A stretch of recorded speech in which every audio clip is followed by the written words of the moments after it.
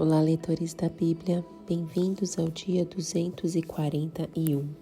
Eu sou a Tati Camargo, do Mulheres com Fé, e juntos estamos lendo a Bíblia por completo, com apenas 15 minutos por dia, mais alguns minutos adicionais para o mini estudo bíblico.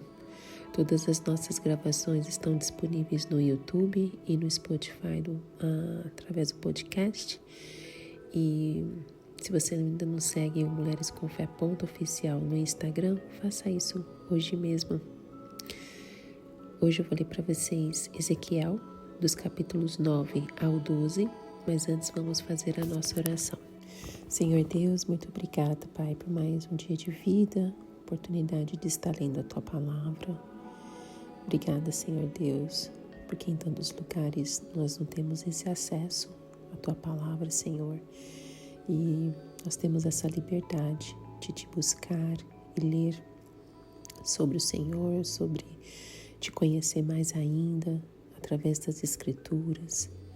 Obrigada, Senhor Deus, por esse acesso. Obrigada pela Tua bondade, pela Tua fidelidade em nossas vidas, pelas misericórdias que se renovam todas as manhãs. Obrigada pela nossa família, pela nossa saúde. Obrigada, Senhor Deus. E neste momento peço em nome de Jesus que o Senhor, através do Teu Espírito Santo, nos dê conhecimento, entendimento das Suas Escrituras, dessa leitura que iremos fazer, nos dê sabedoria, que possamos encontrar algo novo sobre o Senhor hoje, como nunca soubemos antes, e Te amar ainda mais, amar as pessoas que o Senhor colocar em nossos caminhos. Muito obrigada, Senhor Deus, nos ensina a entender a Tua Palavra, a entender a revelação para as nossas vidas, Senhor Deus, a Tua vontade para as nossas vidas. Continue falando conosco e nos abençoe neste dia, Senhor Deus. Protegei nas nossas famílias, os nossos filhos, os nossos amigos, nós em nossos trabalhos. Que o Senhor esteja conosco em todo o tempo em nossas vidas. Precisamos de Ti sempre, Senhor. Em nome de Jesus. Amém. Ezequiel capítulo 9. A morte dos idólatras. Então o ouvi clamar em alta voz: tragam aqui os guardas da cidade, cada um com uma arma na mão. E vi 6 homens que vinham da porta superior, que está voltada para o norte, cada um com uma arma mortal na mão. Com eles estava um homem vestido de linho, que tinha um estojo de escrevente à cintura. Eles entraram e se puseram ao lado do altar de bronze. E a glória de Deus de Israel levantou-se de cima do querubim onde havia estado, e se moveu para a entrada do templo. E o Senhor chamou o homem vestido de linho e que tinha o estojo de escrevente à cintura e lhe disse: percorra a cidade de Jerusalém e ponha um sinal na testa daqueles que suspiram e gemem por causa de todas as práticas repugnantes que são feitas nela. Enquanto eu escutava, ele disse aos outros: sigam-no por toda a cidade e matem, sem piedade ou compaixão, velhos, rapazes e moças, mulheres e crianças, mas não toquem ninguém que tenha o sinal. Comecem pelo meu santuário. Então eles começaram com as autoridades que estavam na frente do templo. E ele lhes disse: contaminem o templo e enchem de mortos os pátios. Podem ir. Eles saíram e começaram a matança na cidade toda. Enquanto isso, eu fiquei sozinho. Então prostrei-me, rosto em terra, clamando: ah, soberano Senhor, vais destruir todo o remanescente de Israel, lançando a tua ira sobre Jerusalém? Ele me respondeu: a iniquidade da nação de Israel e de Judá é enorme. A terra está cheia de sangue derramado e a cidade está cheia de injustiça. Eles dizem: o Senhor abandonou o país, o Senhor não nos vê. Então eu, de minha parte, não olharei para eles com piedade, nem os pouparei, mas farei cair sobre a sua cabeça o que eles têm feito. Então o homem de linho com o estojo de escrevente à cintura voltou, trazendo um relatório, e disse: fiz o que me ordenaste. Ezequiel capítulo 10. A glória de Deus afasta-se do templo. Olhei e vi algo semelhante a um trono de safira sobre a abóbada que estava por cima das cabeças dos querubins. O Senhor disse ao homem vestido de linho: vá entre as rodas, por baixo dos querubins, encha as mãos de brasas ardentes, apanhadas de entre os querubins, e espalhe-as sobre a cidade. E enquanto eu observava, ele foi. Ora, os querubins estavam no lado sul do templo quando o homem entrou, e uma nuvem encheu o pátio interno. Então a glória do Senhor levantou-se de cima dos querubins e moveu-se para a entrada do templo. A nuvem encheu o templo e o pátio foi tomado pelo resplendor da glória do Senhor. O som das asas dos querubins podia ser ouvido até no pátio externo, como a voz do Deus Todo-Poderoso quando ele fala. Quando o Senhor ordenou ao homem vestido de linho: apanhe fogo no meio das rodas, no meio dos querubins, o homem foi e colocou-se ao lado de uma roda, no meio do fogo que estava entre os querubins. Um deles estendeu a mão, apanhou algumas brasas e as colocou nas mãos do homem vestido de linho, que as recebeu e saiu. Debaixo das asas dos querubins podia-se ver o que se parecia com mãos humanas. Olhei e vi ao lado dos querubins 4 rodas, uma ao lado de cada um dos querubins. As rodas reluziam como berilo. Quanto à sua aparência, eram iguais, e cada uma parecia estar entrosada na outra. Enquanto se moviam, elas iam em qualquer uma das 4 direções que tomavam os querubins. As rodas não se viravam enquanto os querubins se moviam.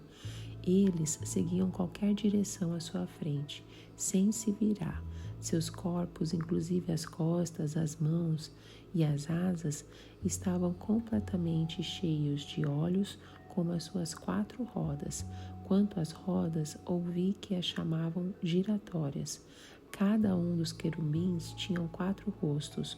Um rosto era o de um querubim, o segundo de um homem, o terceiro de um leão e o quarto de uma águia. Então os querubins se elevaram. Eram os mesmos seres viventes que eu tinha visto junto ao rio Quebar. Quando os querubins se moviam, as rodas ao lado deles se moviam. Quando os querubins estendiam as asas para erguer-se do chão, as rodas também iam com eles. Quando os querubins se mantinham imóveis, elas também ficavam. E quando os querubins se levantavam, elas se levantavam com eles, porque o espírito dos seres viventes estava nelas. E a glória do Senhor afastou-se da entrada do templo e parou sobre os querubins. Enquanto eu observava, os querubins estenderam as asas e se ergueram do chão, e as rodas foram com eles. Eles pararam à entrada da porta oriental do templo do Senhor, e a glória do Deus de Israel estava sobre eles. Esses seres viventes eram os mesmos que eu tinha visto debaixo do Deus de Israel, junto ao rio Quebar, e percebi que eles eram querubins. Cada um tinha 4 rostos e 4 asas, e debaixo de suas asas havia o que parecia mãos humanas. Seus rostos tinham a mesma aparência daquela que eu tinha visto junto ao rio Quebar. Todos iam sempre para a frente. Ezequiel capítulo 11. O julgamento dos líderes de Israel.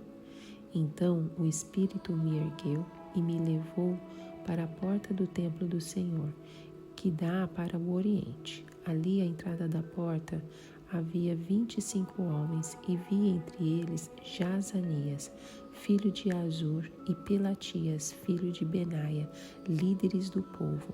O Senhor me disse: filho do homem, estes são os homens que estão tramando o mal e dando maus conselhos nesta cidade. Eles dizem: não está chegando o tempo de construir casas? Esta cidade é uma panela e nós somos a carne dentro dela. Portanto, profetize contra eles, profetize, filho do homem.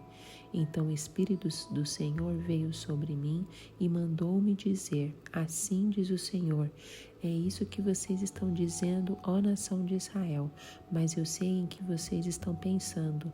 Vocês mataram muita gente nesta cidade e encheram as ruas de cadáveres. Portanto, assim diz o soberano Senhor: os corpos que vocês jogaram nas ruas são a carne e esta cidade é a panela, mas eu os expulsarei dela. Vocês têm medo da espada, e a espada é o que trarei contra vocês, palavra do soberano, o Senhor. Eu os expulsarei da cidade e os entregarei nas mãos de estrangeiros e os castigarei. Vocês cairão à espada e eu os julgarei nas fronteiras de Israel. Então vocês saberão que eu sou o Senhor. Esta cidade não será uma panela para vocês, nem vocês serão carne dentro dela. Eu o julgarei nas fronteiras de Israel, e vocês saberão que eu sou o Senhor. Pois vocês não agiram segundo os meus decretos, nem obedeceram às minhas leis, mas se conformaram aos padrões das nações ao seu redor.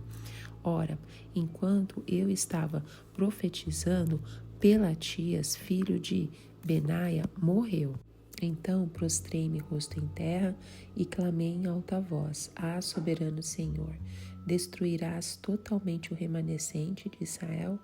Esta palavra do Senhor veio a mim: filho do homem, seus irmãos, sim, seus irmãos que são seus parentes, consanguíneos, e toda a nação de Israel são aqueles de quem o povo de Jerusalém tem dito: eles estão longe do Senhor, e a nós que esta terra foi dada para ser nossa propriedade.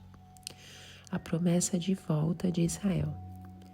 Portanto, diga: assim diz o soberano Senhor: embora eu os tenha mandado para terras muito distantes entre os povos e os tenha espalhado entre as nações, por breve período tenho sido um santuário para eles nas terras para onde foram. Portanto, diga: assim diz o soberano, o Senhor: eu os ajuntarei dentre as nações e os trarei de volta das terras para onde vocês foram espalhados, e lhes devolverei a terra de Israel. Eles voltarão para ela e retirarão todas as suas imagens repugnantes e os seus ídolos detestáveis. Darei a eles um coração não dividido e porei um novo espírito dentro deles.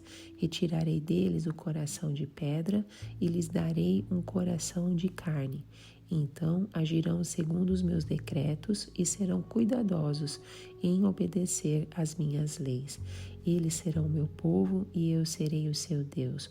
Mas quando aqueles cujo coração está afeiçoado às suas imagens repugnantes e os seus ídolos detestáveis, farei cair sobre a sua cabeça aqueles que eles têm feito, palavra do soberano, o Senhor. Então os querubins, com as rodas ao lado, estenderam as asas, e a glória do Deus de Israel estava sobre eles. A glória do Senhor se levantou da cidade e parou sobre o monte que fica a leste dela.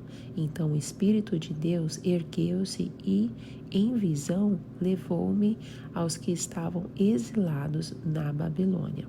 Findou-se então a visão que eu havia tido, e contei aos exilados tudo o que o Senhor tinha me mostrado. Ezequiel capítulo 12. O exílio simbolizado.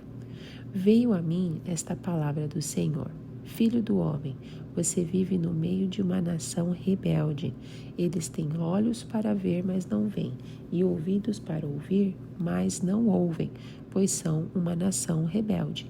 Portanto, filho do homem, arrume a sua bagagem para o exílio e durante o dia, à vista de todos, parta e vá para o outro lugar. Talvez eles compreendam, embora seja uma nação rebelde. Durante o dia, sem fugir aos olhares do povo, leve para fora os seus pertences arrumados para o exílio. À tarde, saia como aqueles que vão para o exílio, e que os outros o vejam fazer isto. Enquanto eles o observam, faça um buraco no muro e passe a sua bagagem através dele. ponha nos ombros enquanto o povo estiver observando e carregue-a ao entardecer. Cubra o rosto para que você não possa ver nada do país, pois eu fiz de você um sinal para a nação de Israel. Então eu fiz o que me foi ordenado. Durante o dia, levei para fora as minhas coisas arrumadas para o exílio. Depois, à tarde, fiz com as mãos um buraco no muro. Ao entardecer, saí com a minha bagagem, carregando-a nos ombros à vista de todos. De manhã, recebi esta palavra do Senhor: Filho do homem, acaso aquela nação rebelde de Israel não lhe perguntou: o que você está fazendo? Diga-lhes: assim diz o soberano Senhor. Esta advertência diz respeito ao príncipe de Jerusalém e a toda a nação de Israel que está ali. Diga-lhes: eu sou um sinal para vocês. Como eu fiz assim, lhes será feito. Eles irão para o exílio como prisioneiros. O príncipe deles porá a sua bagagem nos ombros ao entardecer e sairá por um buraco que será escavado no muro para ele passar. Ele cobrirá o rosto para que não possa ver nada do país. Estenderei a minha rede para ele e ele será apanhado em meu laço. Eu o trarei para a Babilônia, terra dos caldeus, mas ele não a verá e ali morrerá. Espalharei aos ventos todos os que estão ao redor, os seus oficiais e todas as suas tropas, e os perseguirei com a espada em punho. Eles saberão que eu sou o Senhor quando eu os dispersar entre as nações e os espalhar pelas terras. Mas pouparei uns poucos deles da espada, da fome e da peste, para que nas nações aonde forem contem todas as suas práticas repugnantes. Então saberão que eu sou o Senhor. Esta palavra do Senhor veio a mim: Filho do homem, trema enquanto come a sua comida e fique arrepiado de medo enquanto bebe a sua água. Diga ao povo do país: assim diz o Senhor, o soberano, acerca daqueles que vivem em Jerusalém e em Israel. Eles comerão sua comida com ansiedade e beberão sua água desesperados, pois tudo que existe em sua terra dela será arrancado por causa da violência de todos os que ali vivem. As cidades habitadas serão arrasadas e a terra ficará abandonada. Então vocês saberão que eu sou o Senhor. O Senhor me falou: Filho do homem, que provérbio é este que vocês têm em Israel? Os dias passam e todas as visões dão em nada. Diga-lhes, pois, assim diz o soberano, o Senhor: darei fim a este provérbio e não será mais citado em Israel.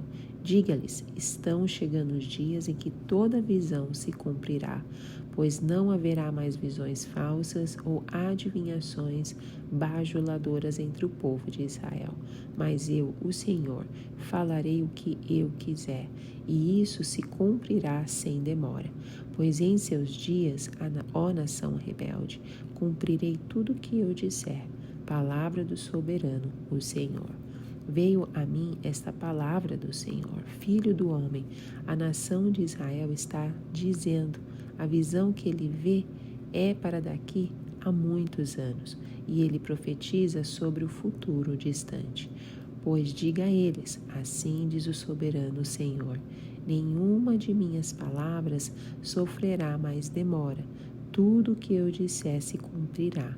Palavra do soberano, o Senhor. Ezequiel capítulo 9 nos ensina que Deus distingue os que lamentam o pecado e se afasta de quem se acomoda no mal. O juízo começa na casa de Deus. Ezequiel vê anjos, executores, mas também um homem com estojo de escriba que marca os fiéis. Um estojo que ficava na cintura dele. Enquanto muitos são destruídos, um pequeno grupo é poupado para demonstrar arrependimento. Ao ler este capítulo, percebemos que Deus vê o que nos aflige, o que lamentamos, e isso importa para Ele. O sofrimento pelo pecado alheio é um sinal de fidelidade.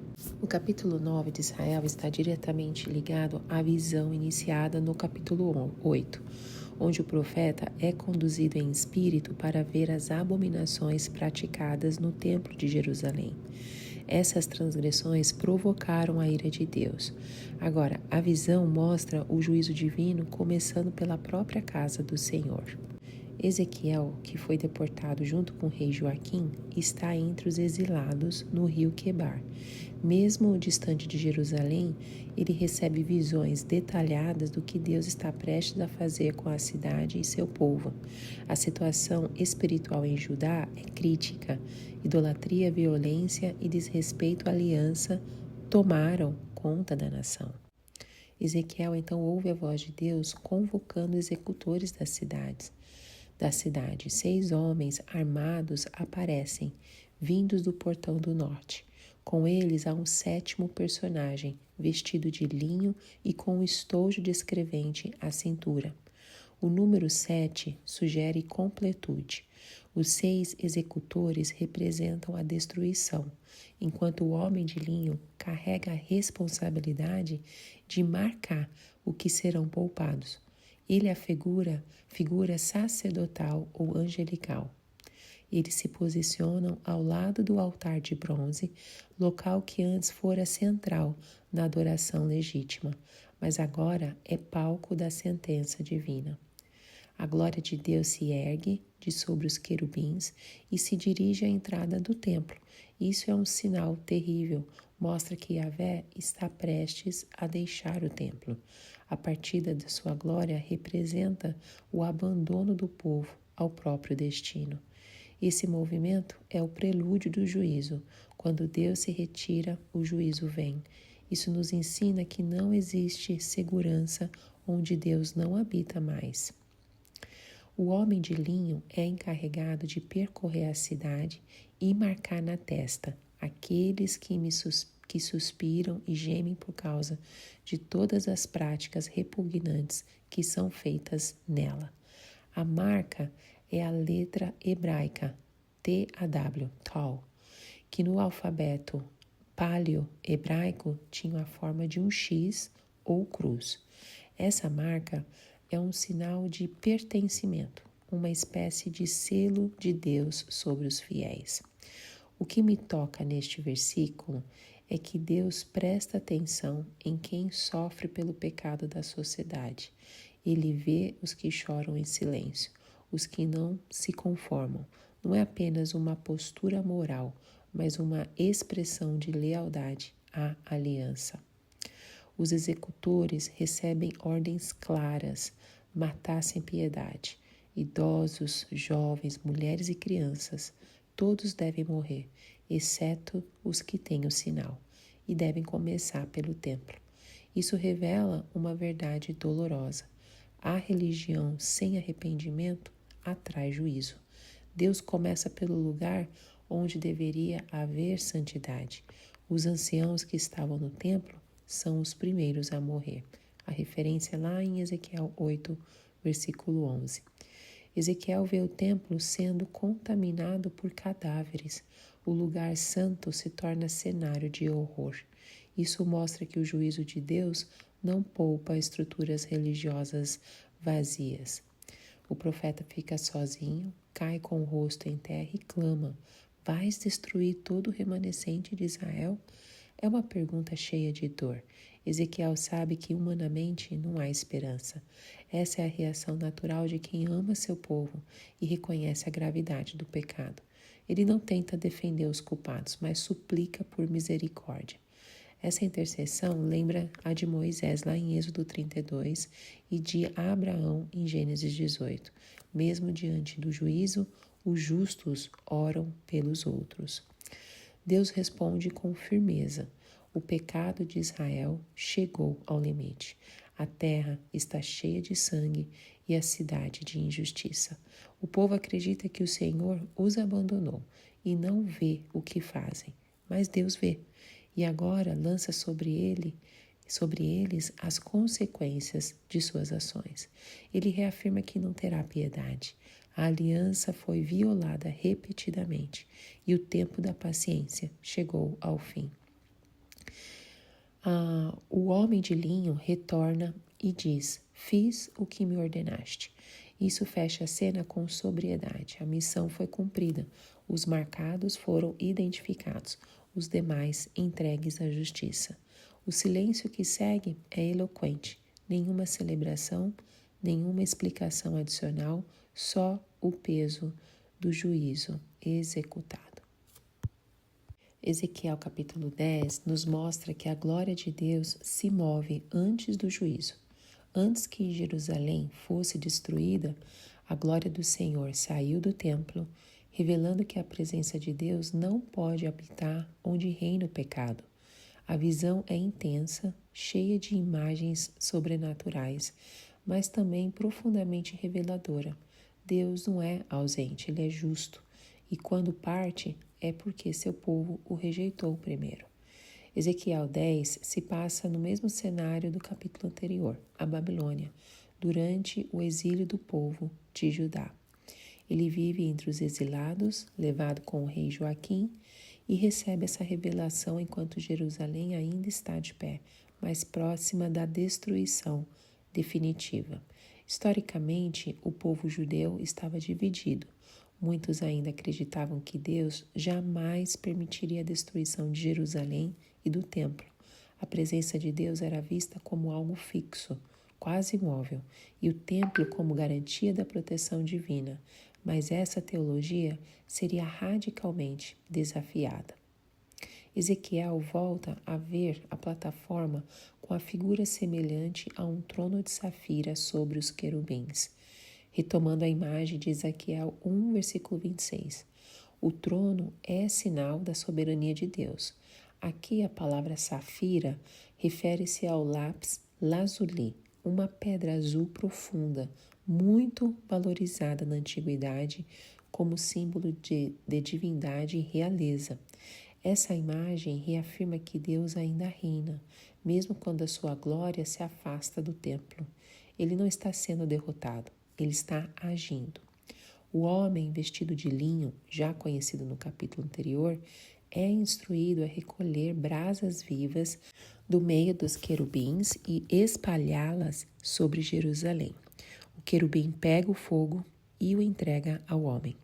A presença de mãos humanas sob as asas mostra que esses seres têm função ativa, como braços de Deus na execução do seu plano. O fato de que a nuvem enche o pátio, lá no versículo 3, lembra a glória que encheu o templo na inauguração por Salomão. Mas agora, a mesma glória que entrou com festa sairá com tristeza. A glória de Deus levanta-se de cima dos querubins e vai até a entrada do templo, lá no versículo 4, e depois até o portão leste, lá no versículo 19.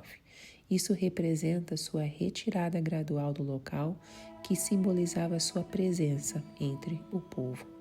Essa partida ecoa um alerta para nós também. Quando escolhemos o pecado em vez da santidade, podemos continuar com a estrutura da fé, mas a presença real de Deus já pode ter partido. Ezequiel vê 4 rodas, uma junta a cada querubim, com a aparência de berilo, uma pedra preciosa translúcida. Cada roda tem o formato de uma roda dentro de roda e está cheia de olhos. Essas imagens reaparecem do capítulo 1, mas agora com mais clareza. Os seres que antes Ezequiel chamou de criaturas vivas, agora são identificados como querubins. Isto mostra o crescimento do entendimento espiritual do profeta. O versículo 14 apresenta uma mudança significativa. Em vez do boi, o primeiro rosto agora é de um querubim.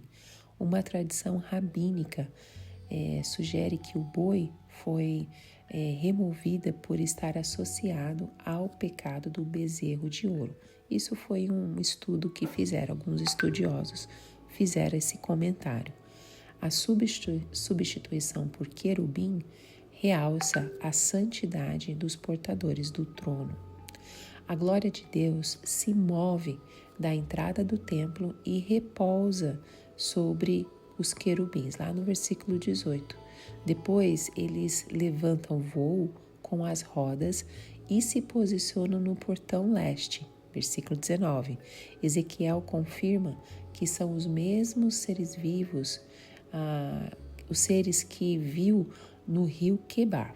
Agora ele entende, o trono de Deus veio para levar sua glória embora.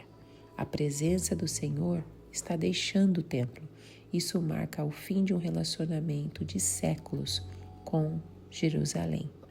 Essa cena é profundamente triste. O abandono do templo por Yahvé é a consequência do abandono anterior de Israel ao seu Deus. O abandono do templo de Ezequiel nesse capítulo 10 prepara o caminho para algo novo. No Novo Testamento, a presença de Deus não está mais limitada ao templo físico, mas é transferida para o corpo de Cristo e para a sua igreja. Jesus anunciou que o templo seria destruído e que ele o reconstruiria em 3 dias, referindo-se ao seu corpo, lá em João 2, dos versículos 19 a 21. Em outras palavras, ele é o novo lugar de encontro entre Deus e os homens. Em Ezequiel 11, revela que a presença de Deus transcende o templo e que a esperança verdadeira nasce da transformação do coração. No momento em que Jerusalém se aproxima do juízo, Ezequiel presencia 2 acontecimentos decisivos: a condenação dos líderes corruptos da cidade e a promessa de restauração para os exilados.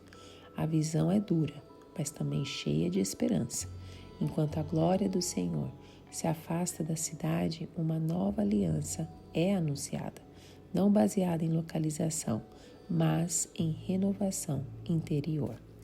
Ezequiel 11 está inserido no bloco maior de visões que começou em Ezequiel 8 e vai até o final do capítulo 11. Esse conjunto apresenta a corrupção do templo, a partida da glória de Deus e os anúncios de julgamento sobre Jerusalém. O Espírito leva Ezequiel até o portão leste do templo, onde ele encontra 25 homens. Entre eles estão Jazanias, filho de Azur, e Pelatias, filho de Benaia. Eles são chamados de líderes do povo e representam a elite política que assumiu o comando após a primeira deportação para a Babilônia, em 597 a.C. Esses homens são acusados de tramar o mal e dar maus conselhos, lá no versículo 2. A citação que se segue, esta cidade é uma panela e nós somos a carne, no versículo 3, é uma metáfora que revela seu senso de segurança. Eles acham que Jerusalém é uma panela protetora e que eles são a carne nobre, resguardada dentro dela. O Senhor manda Ezequiel profetizar contra os líderes. O Espírito vem sobre ele e o capacita a denunciar a corrupção, os assassinatos e a falsa segurança que reinava na cidade. Deus afirma: eu sei em quem vocês estão pensando. Versículo 5, revelando que vê até as intenções mais íntimas do coração.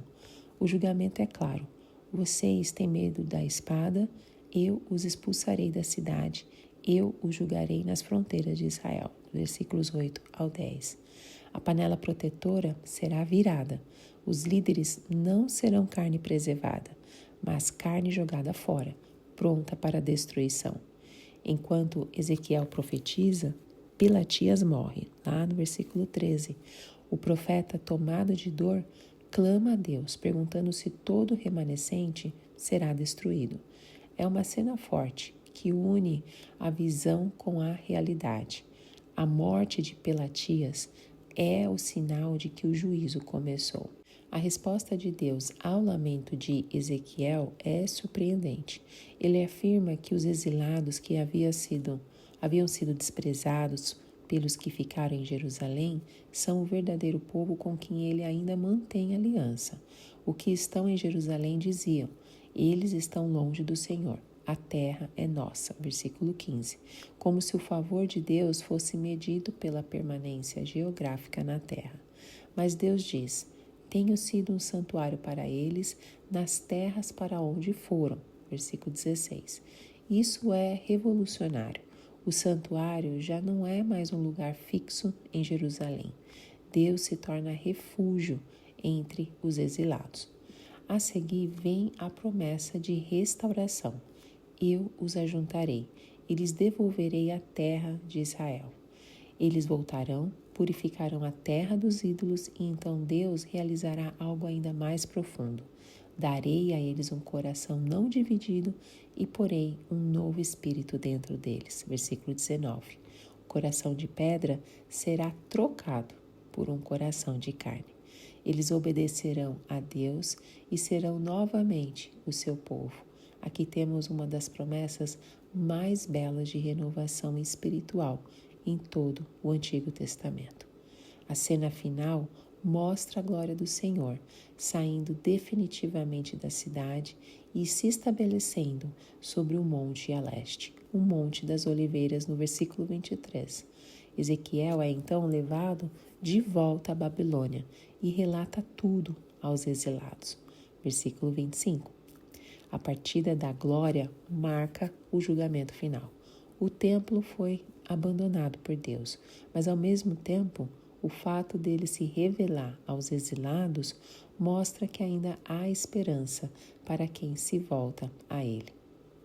A promessa de um novo coração e de um novo espírito em Ezequiel 11, dos versículos 19 ao 20, se cumpre plenamente na obra do Espírito Santo no Novo Testamento. Em João 3, os versículos 5 ao 6, Jesus afirma que é necessário nascer da água e do Espírito. Paulo escreve em 2 Coríntios 3:3 que Deus escreve sua lei não mais em tábuas de pedras, mas em corações humanos.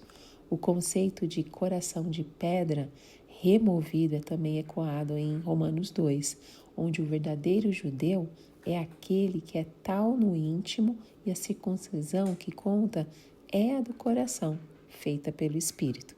Além disso, o novo santuário prometido, serei para eles um santuário, no versículo 16, é claramente retomado por Jesus em João 4, versículos 21 ao 24, ao dizer que a verdadeira adoração não depende de lugares, mas de espírito e verdade. E o retorno da glória do Senhor, que saiu pelo Monte das Oliveiras, se conecta com a ascensão de Jesus em Atos 1, dos versículos 9 ao 12, ocorrida exatamente no mesmo lugar. A tradição cristã vê nisso uma ligação entre a glória que partiu e a glória que voltará. E Ezequiel capítulo 12 nos ensina que Deus pode usar até gestos estranhos para anunciar verdades eternas. Às vezes, o que parece incompreensível é justamente o que mais nos acorda para a realidade espiritual. Deus não apenas falou com Ezequiel, ele fez do profeta um sinal vivo para um povo cego, surdo e resistente à sua vontade. O capítulo nos lembra que quando ignoramos a palavra de Deus, corremos o risco de ser surpreendido pelo juízo, mas também que Deus é paciente, criativo, fiel para anunciar de todas as formas a verdade. O capítulo 12 se insere no período que antecede a destruição total de Jerusalém. Ezequiel está entre os exilados da Babilônia. E ano de 597 a.C., e o mesmo ano em que Joaquim foi deportado por Nabucodonosor. Zedequias, o novo rei, reina em Jerusalém sob o domínio babilônico. O profeta é chamado a encenar o exílio que ainda está por vir. Deus usa seu corpo, seus movimentos e até seu silêncio como ferramentas proféticas. Essa forma de profecia visual era muito comum entre os profetas. Isaías andou nu, Jeremias quebrou um vaso, mas em Ezequiel o teatro profético se torna ainda mais dramático. A mensagem começa com um diagnóstico espiritual, lá no versículo 2. Eles têm olhos para ver, mas não veem, ouvidos para ouvir, mas não ouvem. Versículo 2. Essa expressão ecoa Jeremias 5:21 e Deuteronômio 29, versículo 4. O povo se recusa a discernir os sinais do tempo. Deus manda Ezequiel preparar seus pertences como quem vai ser deportado. Lá no versículo 3, sair de casa à vista de todos e cavar um buraco na parede. Versículo 5, tudo deve ser feito publicamente, como uma dramatização profética. O objetivo é despertar a consciência adormecida do povo.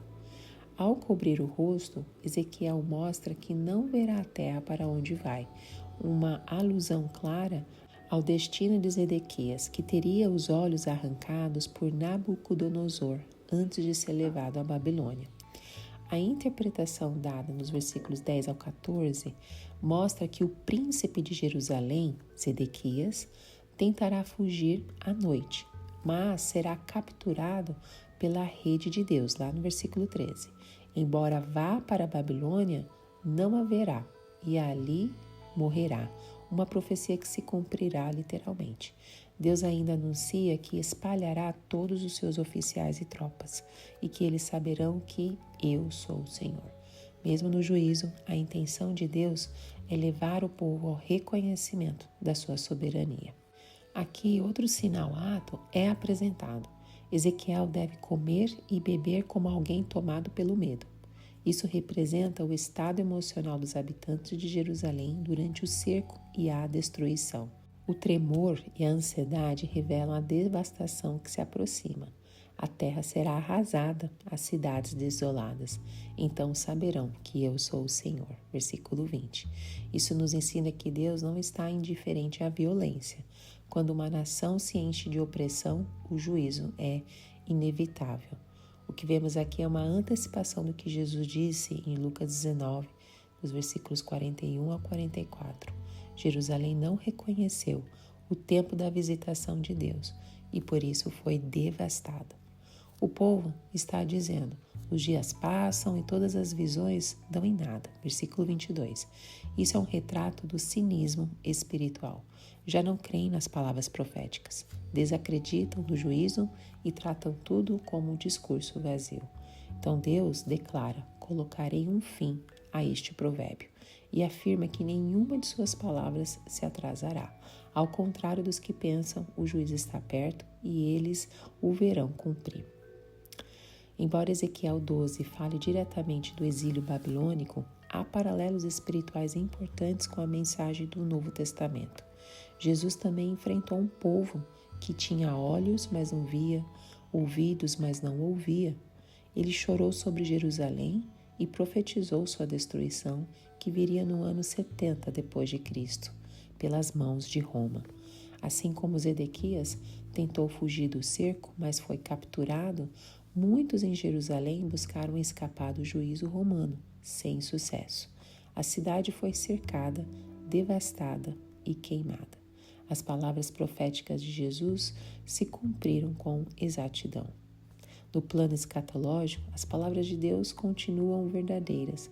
O apóstolo Pedro já alertava contra aqueles que zombavam das profecias, dizendo: onde está a promessa da sua vinda? Mas ele responde: o Senhor não demora em cumprir sua promessa. O Deus que cumpriu suas palavras no exílio e em Jerusalém é o mesmo que cumprirá tudo o que foi dito sobre o retorno de Cristo. Amém. E aqui nós terminamos a nossa leitura, as nossas reflexões nesse mini estudo bíblico. Espero que tenha sido bênção para a sua vida e te encontro no próximo áudio. Tchau, tchau.